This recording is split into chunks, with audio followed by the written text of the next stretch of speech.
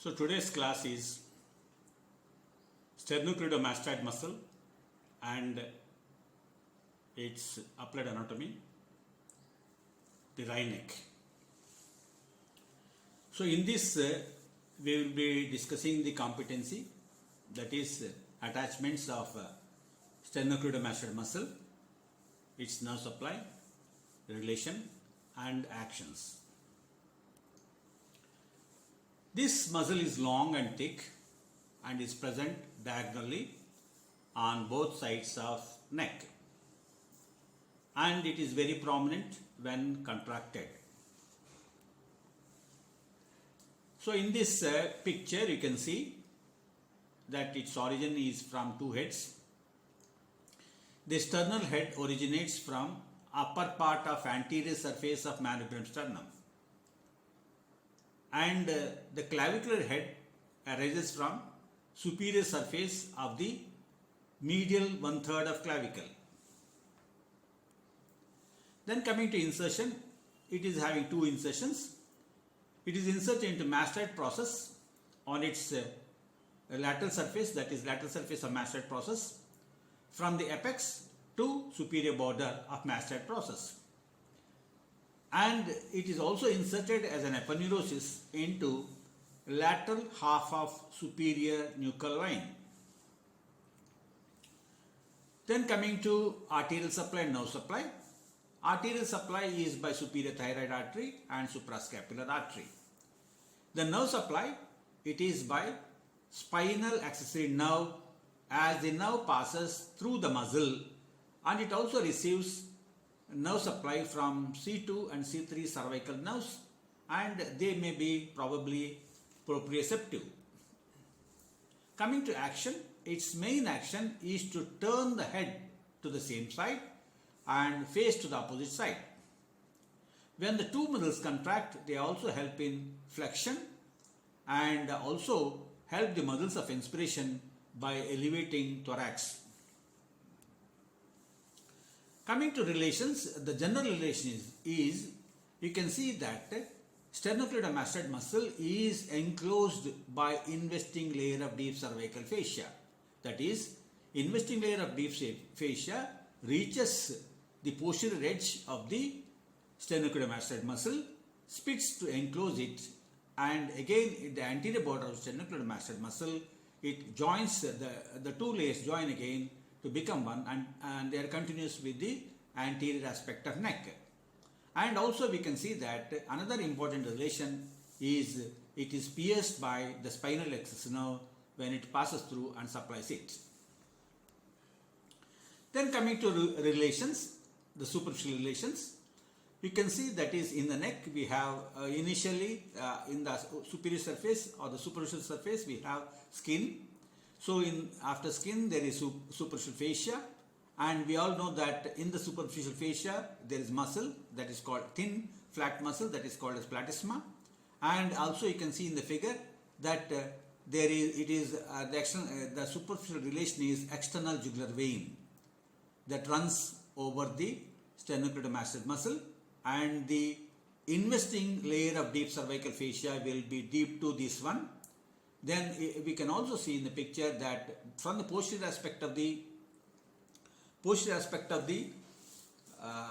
border of the sternocleidomastoid muscle, the nerves arise, that is graded auricular nerve that will be running behind the ear, and transverse cutaneous nerve will be running anterior to the neck or the midline of the neck, and also there are medial supraclavicular nerves that runs towards the medial aspect of the clavicle.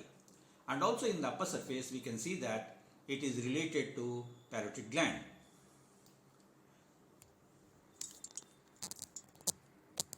Then we go to deep relations. The deep relations include, they are classified as bones.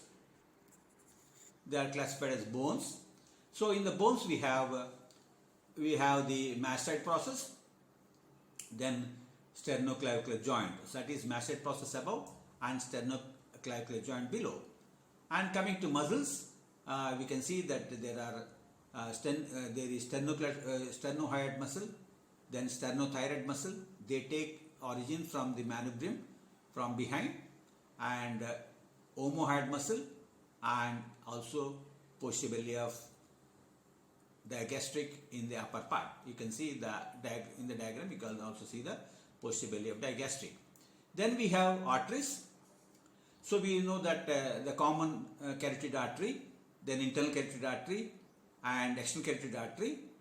Then again we have occipital artery, subclavian artery, suprascapular artery, transverse cervical artery, and coming to veins. The important veins are internal jugular, anterior jugular, common facial and lingual. And coming to nerves, the vagus nerve, and also you can see in the figure that is spinal accessory. It is going behind into the posterior triangle, and the upper part of brachial plexus, phrenic nerve, ansa cervicalis, and also on the posterior edge of the sternocleidomastoid we can also see deep cervical lymph nodes. So these are the deep relations. Then we go to applied aspect of the sternocleidomastoid muscle. That is, applied aspect is related to wry neck or torticollis. Torticollis or wry neck is the deformity of neck in which head is tilted to the affected side and face turns to the opposite side. This is due to contraction and shortening of sternocleidomastoid muscle. Then we go to explain the anatomical basis of wry neck. In Latin, torticollis means twisted neck or wry neck. It is congenital or acquired, and as we know, it is characterized by the head to the same side, then torsion of the neck, and deviation of the face to the opposite side. And the most common cause is muscular torticollis. Muscular torticollis results from shortening or excessive contraction of the sternocleidomastoid muscle. Then coming to muscular torticollis, as we said, it is due to shortening or excessive contraction of the sternocleidomastoid muscle, and right side is more affected, and various theories are proposed, but its true origin or etiology remains obscure. Then coming to different theories, there is one theory called injury during birth. In this, a hematoma within sternocleidomastoid is there, and followed by fibrous contracture. But it was also found in babies born by elective caesarean section, which suggests that there is a prenatal cause. Then there is oligohydramnios, that is less amount of amniotic fluid around the baby, that causes restricted fetal posture, and that may contribute to the underlying pathology of torticollis. Then there is also theory that positioning the head in utero also selectively injures the sternocleidomastoid muscle. Then we go to study another competency. There we will be studying inferior belly of omohyoid, then scalenus anterior, scalenus medius, and levator scapulae. So first we'll start with the inferior belly of omohyoid. Omohyoid muscle consists of superior and inferior bellies with an intermediate tendon. The muscle runs obliquely in the lateral neck. The intermediate tendon is connected to the clavicle by a fascial sling, and the inferior belly of omohyoid is proximal to the brachial plexus trunks. In the picture you can see the superior belly and inferior belly of omohyoid. Then coming to other aspects of the inferior belly of omohyoid, an anomalous omohyoid may cause torticollis. a hypertrophied homohyoid may irritate brachial plexus. And omohyoid is the best landmark for identifying internal jugular vein. In this picture, you are seeing scalenosed triangle. So, scalenosed triangle is bounded anteriorly by scalenus anterior, posteriorly by scalenus medius, and inferiorly by the first rib. And you can see that subclavian is in front of the scalenosed triangle. And in the triangle, we have two structures. That is, the anterior one is subclavian artery and the other one is trunks of brachial plexus.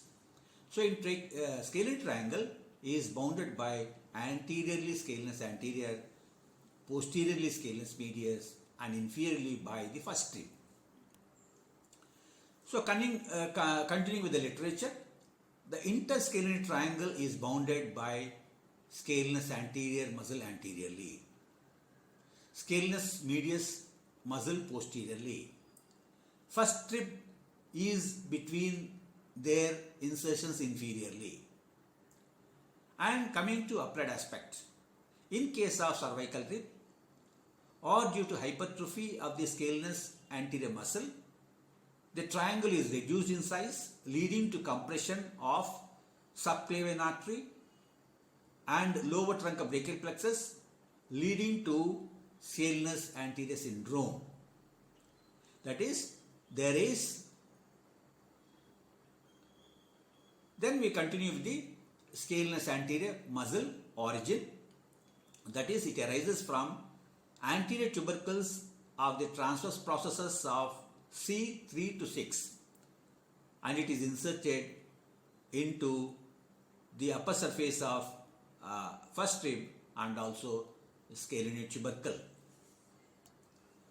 And in this picture you can see the manubrium is there, the first rib is there, and so we are seeing the upper surface of the first rib, and you can see the scalenus anterior is inserted anteriorly across the first rib, and scalenus medius is inserted behind, and there is a groove in between the insertions of scalenus anterior and scalenus medius, and there is one scalenosed tubercle along the inner margin of the first rib, that in that also the muscle is inserted. Then we go to scalenus medius.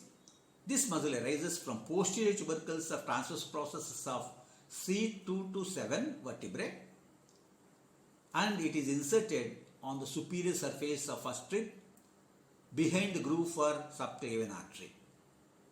The structures enclosed in the triangle are the ventral rami of C3, C4, C5, taking part in the formation of phrenic nerve, upper, middle and lower trunks of brachial plexus, and subclavian artery.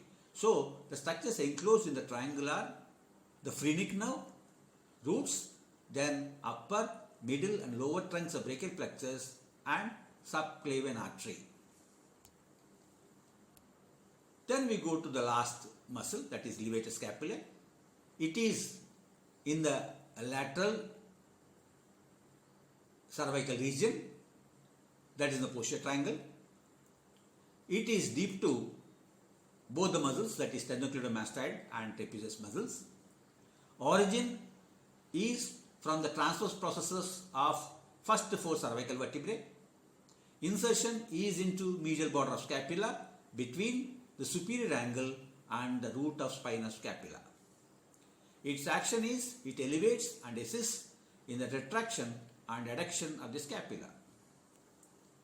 And in this picture you can see the origin is from transverse process of cervical vertebra, and it is inserted into superior angle, that is between superior angle and the root of spinous scapula. Thank you.